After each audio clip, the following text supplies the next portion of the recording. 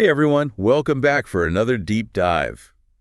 Today we're tackling something Okay. kind of different and going way beyond the usual headlines about gun control. Yep. We're going to be looking at what it actually takes to get a firearms license in Canada. Interesting. And you guys might be pretty surprised by what we found about these courses. Looking forward to it. So we've got some excerpts here from an FAQ about the Canadian firearms safety courses. And It's a lot more interesting than you might think. I think a lot of people have the wrong idea about Canadian gun laws. Yeah. They think it's way stricter here than in the US. And yeah, we have different rules, but the focus is really on education and safety. Right, and that's what we're going to be diving into today. I can't wait. All right, the basics for the tests. Okay. 50 questions total, mix of true or false and multiple choice. And this applies to both the PAL, which is for non-restricted firearms, Right. and the RPL, which covers restricted firearms. Yeah. 80% to pass, by the way. That feels like a pretty decent benchmark to me, you know? Yeah, I think so too. What do you think? Does that feel like a lot of pressure or like Yeah. a reasonable expectation? It makes sense to me, 8% means you got to have a good grasp of the material. It's about ensuring that anyone handling a firearm really knows their stuff when it comes to safety and the law. Absolutely. You don't want someone walking around with a gun who barely scraped by Right. on their test, right? Definitely not. Okay, so the average person finishes the test in by 17 to 22 minutes, and there's no time limit. Oh, that's good to know. So no need to rush, right? Yeah, it's not a race. It's more about making sure you understand the concepts and can apply them. Exactly. It's of a safety and responsibility first and foremost. For sure. So you mentioned that these courses are a must for first-time licensed applicants in Canada. We're talking about the CFSC, that's the Canadian Firearms Safety Course, and the CRFSC, which covers restricted firearms. Yes. Can you walk us through who needs which course? Absolutely. Yeah. So the CFSC, that's your starting point. For anyone interested in owning non-restricted firearms, things like rifles and shotguns, Okay. you have to be at least 12 years old to take the course. 12. That seems pretty young, don't you think?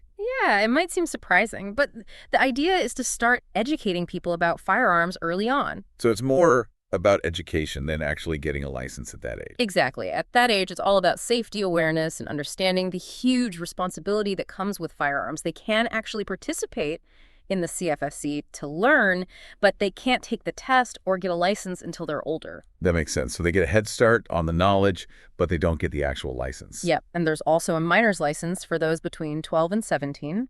This allows them to borrow and use non-restricted firearms, but only under the direct supervision of an adult. So still, Mm-hmm. a lot of emphasis on safety and supervision. Definitely. Okay, so let's dig into what these courses actually cover. The CFSC, for example, has a whole section on the evolution of firearms. Oh, yeah. I mean, who knew firearms history was part of the licensing process? It's important, though. It helps you understand how firearms have developed and why modern safety practices are so crucial. Think about it. Early firearms were matchlock muskets, right? Those things were super unreliable, dangerous compared to what we have today. I can imagine. Learning about that evolution really highlights how technology has changed things for the better in terms of safety and responsibility. That's a good point. Okay, so the CFSC also covers firing techniques and procedures. Is this where things get a little more hands-on? Absolutely.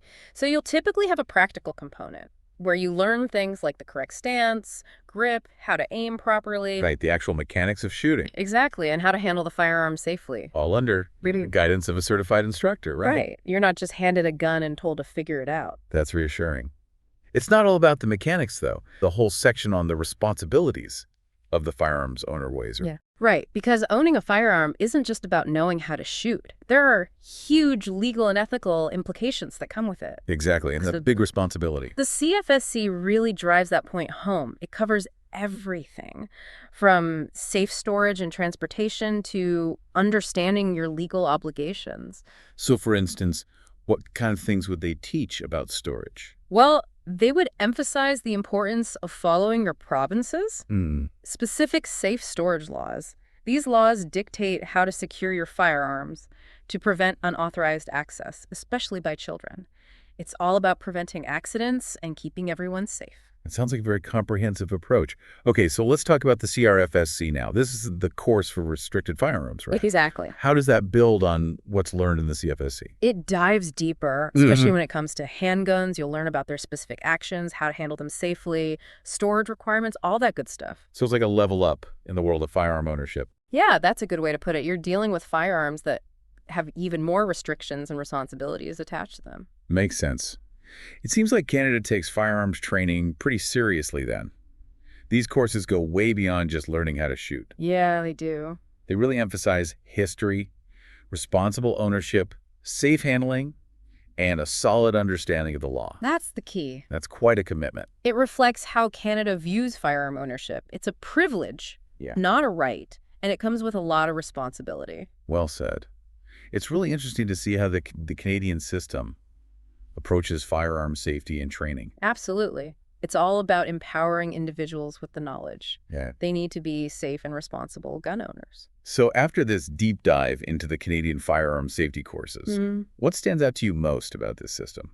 I think the emphasis on the big picture is really important. It's not just about being able to hit a target. It's about understanding the impact firearms have on individuals and society. It's about the responsibility. And that's something everyone should think about, regardless of their views on gun ownership. Couldn't agree more.